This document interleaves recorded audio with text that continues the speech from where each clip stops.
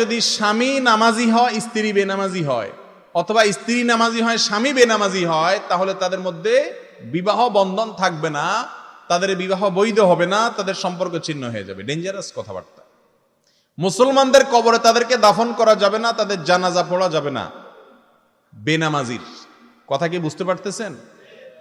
এটা হলো অনেক ইমামদের মত।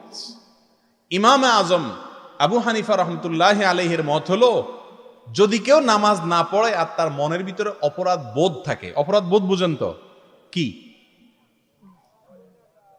সে বলতেছে যে আসলে নামাজ তো পড়ি না, কিন্তু পড়া উচিত, এটা অন্যায়, আসলে দোয়া করেন শুরু করব, আসলে ঠিক হচ্ছে না, তার ভিতরে একটা ভয় কাজ করে, স্বীকার করে সে, এরকম যদি হয় তো ইমাম আজম আবু হানিফা রহমতুল্লাহ বলেন সে কাফের হবে না, যেহেতু আল্লাহর প্রতি বিশ্বাসটা তার আছে, সে ফাসেক।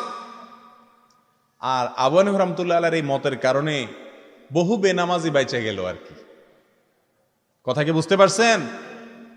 প্রিয় ভাইরা আমার, রাসূল সাল্লাল্লাহু আলাইহি সাল্লামের যুগে যারা মসজিদে না আসতো, সাহাবীরা তাদেরকে মুসলমান মনে করতেন না।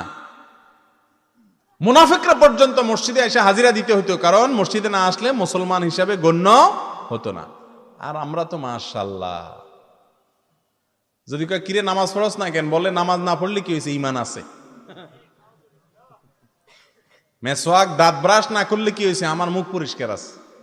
এই কথা যেরকম নামাজ না পড়লে কি হয়েছে, আমার ঈমান আছে, এই দাবিটা অনেকটা সেরকম। মনে রাখবেন, মুসলমান নামাজ ছাড়তে পারে না। মুসলমান অর্থের অভাবে লোভে পড়ে চুরি করছে, এটা হতে পারে। মুসলমান শয়তানের পালায় পড়ে জিনা করে ফেলেছে, হতে পারে।